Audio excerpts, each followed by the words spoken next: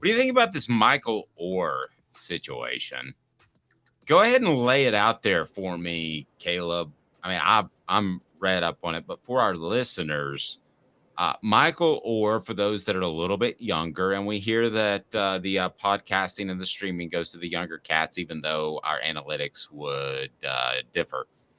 But Michael Oher was one of the highest rated offensive linemen that I ever covered. Excuse me, coming out of Memphis.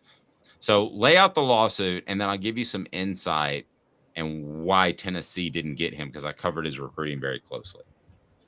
So Michael Oher, there's truth, and I'm going to give both sides to this because I'm going to be totally fair. Michael Oher is suing the Tuohy family. He is claiming that they never adopted him, but rather tricked him into a conservatorship, which Now is a word ever. Just for the Tuohy, take a big picture. Who are the Tuohys again? For those that don't know, they're the family. Sandra Bullock, she did it. Yeah, Sean and Leigh Tuohy. That was the couple that Sandra Bullock and Tim McGraw played in The Blind Side. They, according to that movie, found Michael Oher off the street and took him in, which was everybody who knew from Memphis knew that story was a lie from the start. Michael Oher knew how to play football before he joined the family. He didn't do poorly in school the way they act. Like, there were a lot of things that they spruced up for Hollywood, put it that way. Okay. I didn't know that part, but go ahead. Yeah, he was very good at I didn't know that it was well known in Memphis that he was very good at his public school before he ended up going to Briarcrest. Okay. Okay, gotcha. Yes, very good player. And so the Tuohy family, very, very, very wealthy business people in Memphis. I think they own like 87 Taco Bell franchises around the area. Sean Tuohy, they're a chalupa away from being a billionaire. Exactly. Sean Tuohy played basketball at Ole Miss, I believe. He was the Grizzlies color commentator for their local TV broadcast for years. So very, very, very well connected in the city of Memphis. Michael Oher is claiming he was tricked into signing a conservatorship with them after he turned 18, which he had said he believed was him being adopted.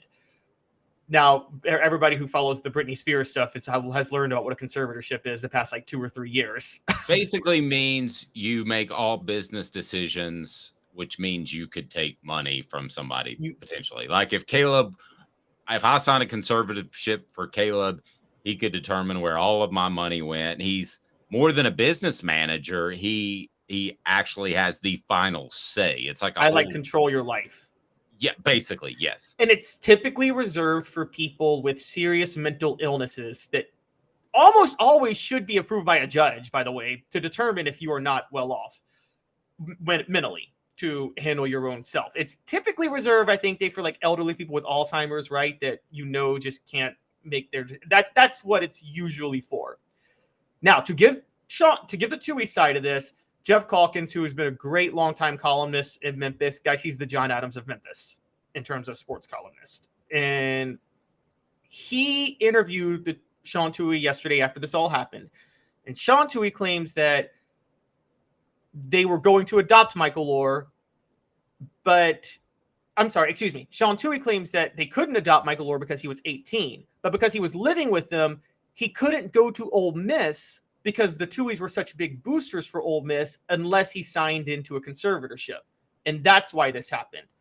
But at best, your most charitable situation for the Tuohy family is that they did some shady stuff to funnel Michael Oher to Ole Miss when he may not have wanted to go to Ole Miss. Okay, here's where I can provide some different insight. And I will go ahead and tell you that Michael Oher would have been a Tennessee Vol had the Tuohys not got involved. And you always hear rumors that they could be funneling somebody, or this guy could be funneling somebody to a particular school. And I sometimes take those with kind of a grain of salt until I hear it. But that one was so strong, it was hard to deny. And I'm talking in recruiting circles. People would tell me, signing day back then was in February. They would tell me in the summer that this guy's going to Ole Miss. Don't even waste your time. So I can tell you that I went to Memphis to interview as many prospects as I could. It was like a 3-day trip, and I got everybody I needed except for Michael Oher. And it was weird that he didn't show up. And I was really surprised and disappointed because he was the highest rated player. So I'm driving back from that trip. And I remember being in downtown Nashville because I had to find my recorder, put my phone on speaker and record. And I recorded an interview with Michael Oher. So Michael Oher, I asked him, I said, "Do you like Tennessee?" He goes, "No, I love Tennessee." So, oh, that's interesting. Based off all I've heard, I mean, I'm saying this in my head that you're going to Ole Miss.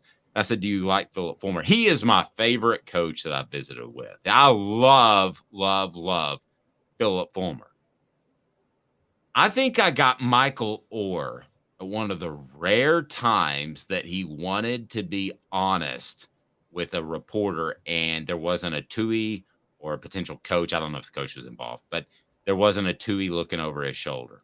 I believe that he was so difficult to get a hold of that he either didn't like doing interviews or that he was being told not to do interviews. Well, he was so well spoken and he enjoyed talking to me. We had a good talk that I don't believe for a second that he was avoiding interviews. I think that he was told not to do interviews, especially with somebody that was from Knoxville or Tuscaloosa or wherever, because they wanted him in Oxford. I bet if I had been with an Oxford Press Register or whatever that paper is down there, I bet that he would have been on the phone or at his school when I'd requested him 110% of the time. And I've always wondered this too, Caleb. If the coach didn't have him call me because I'd visited with the coach and said, I would really just like to talk to him. And I always wondered if the coach had him call me without the Tuohys knowing. There's just Wait, this sense that you had to like navigate through people. Does that make you know, sense? you know who his high school coach was, right? Yes, I do. Hugh Would you like Freeze for the Yes. Hugh Freeze. So, are you saying you think Hugh Freeze tried to get Michael Oher to call you, or are you saying that another one of the coaches? I don't know. I think somebody helped me. They had like a recruiting coordinator type of guy. This was when this was just starting. A lot of times you'll name an assistant nowadays as the guy who handles those interviews. So I can't remember the guy that I visited with. Now, Hugh Freeze, remember this, he doesn't know he's getting the Ole Miss job at that point. So if I were him, I would keep all my connections open. He may think, if he thought to himself that this 17-year-old kid is my best connection to get in college football, then that was completely stupid. And because you want to keep all of your connections open, you don't want to burn a bridge at Tennessee. And there was talk that maybe he could find a place at Tennessee as some sort of an administrative assistant getting paid six digits, which happened with Ray Grant when Tennessee took Vincent Yarbrough, if you remember. Okay, so it's not outside the realm of possibility that could have happened. So maybe he thought that. Now, that being said, as a backdrop, Caleb, I know you got something to say. Michael Oher is not the smartest cat in the world based off what he did on draft night, right? I think aren't you mixing him up with Laramie Tunsil? I don't think he Oh, I'm actually sorry, admitted to I'm getting mixing him up. paid. Larry. Excuse me, Michael. Yeah, okay. But So he isn't the smartest cat. He's actually he got into a fight with like a cab driver one time up in Baltimore. So he hasn't had like the cleanest track record. Let's be fair on that since he's been in the NFL. well, and the bottom line is too, he was funneled to Ole Miss. There's no question in my mind. And let's think about this, Dave, for a minute, because you're right. For those who don't know, because what he was talking about with Freeze and the opportunity, the minute Michael Oher committed to Ole Miss, Hugh Freeze got hired by Ole Miss in an administrative role in some sort. And then he became an on-field position coach the very next year. And so this was his ticket to college football. I will say this. I want to know what Hugh Freeze knew when this was signed, because I think that Ole Miss, for those who don't remember, was more desperate for a top-notch player at that time than Tennessee. Ole Miss had just hired Ed Orgeron. They had just fired David Cutcliffe, which, as you know, Dave, firing David Cutcliffe was not popular in Ole Miss, in a lot of Ole Miss circles at that time. No, it wasn't. And David, was asked to fire several of his coaches, and he wouldn't do that. When I look at Hugh Freeze, I mean, what's worse, calling escorts? Because those are two consenting adults, okay? Or is it worse funneling an 18-year-old kid, who I know technically is an adult, to a school that he may not be as enamored with? I think the worst, honestly, if I'm Auburn when I'm hiring Hugh Freeze, I've got a bigger concern about his recruiting issues than the escorts. The escorts are more scintillating and salacious. And yes, you should be fired for that. But I got a bigger problem with his recruiting in the Orr situation and the Tunzel situation specifically. I've got more issues with that than what he did with escorts. I've got a problem with tricking players. He tricked if this is true, he may have been involved in tricking and funneling Michael Oher. We know he tricked players when he was under investigation. If you remember when Ole Miss tried to throw Houston Nutt under the bus, they did that knowing that was going to come out to be untrue, but they wanted to keep their players long enough until they signed after signing day so they wouldn't be able to transfer. That was Hugh Freeze doing that. There's also there's the escorts. There's the allegation of when he was at Briarcrest during this time. By the way, another teammate of Michael Oher. Man, Briarcrest was really had no scandals at the time. They had Greg Hardy as their defensive lineman at the time. That's just right.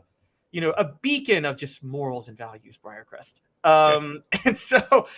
And Hugh Freeze, and it's on AL.com now, guys. There are people who were high school students at Briarcrest that time who say when they were underage girls and they weren't in proper uniform, Hugh Freeze would tell them to take off their shirts and wait and sit in their bras until somebody brought the proper uniform. Now, he denies that. Yeah, that's not creepy at all. Yeah. Now, sarcasm. The interesting thing is, Dave, let's play this all in your head. You're an offensive lineman. You're Michael Oher. You're a 4-star offensive lineman. Would be a 5-star had you gotten noticed earlier, probably. Yes. You have two options. I'm going to Tennessee. I know where you're going. I'm going to Tennessee with the best offensive line coach of his generation. Yes, exactly. That's still rolling as a program as opposed to a school that just went 4-7, fired its coach, and hired a guy in Ed Orgeron who his guru skills at the time were defensive line coach, but no one trusted him as an X's and O's guy at all. No. There's no question he should have gone to Tennessee, and that was the right business decision. It was the only reason I continued to heavily cover him, or at least try. I had trouble getting him on the phone, which is rare for someone in state. Typically, you're able to get the in-state guys pretty easily if you work for the Tennessean or the Knoxville News Sentinel, as I did at the time. Be sure to hit that like and subscribe button and turn your notifications on for more of what we have, including the Celebrate 98 series and the Vol Report with Jacob Warren and Cooper Mays. But I'll say this. I think he was a really good kid based off my conversation with him. I think that if I had to bet right now that the Tuohy family absolutely funneled him to Ole Miss and that Hugh Freeze was a part of it, I would bet my 401k. I'm not saying I would bet my mortgage, which is my go-to. I would bet my 401k. Yeah, and even the movie couldn't even deny that they were trying to tell Ed Orgeron the best way to recruit him. I would. Ed Orgeron has had the screwiest career in the history of man. If Ed Orgeron would be honest, I might take a month off and write the Ed Orgeron book. And he might be now because he doesn't care anymore. I mean, he's just out. He took his $17 million buyout. I would say this too, guys. There's a hilarious ESPY sketch that's turning out to be more true than we thought.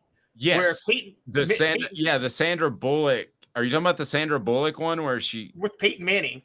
Yes. Oh, I didn't remember Peyton was in it. Okay. Yeah, Peyton dubs himself into the Blindside clips, and they make this whole scary thing. She likes to collect football players, and she tries to collect Peyton Manning, and he's like a superstar. She's like, "I'm going to save you, Peyton." That sketch seems even realer now, doesn't it? It does.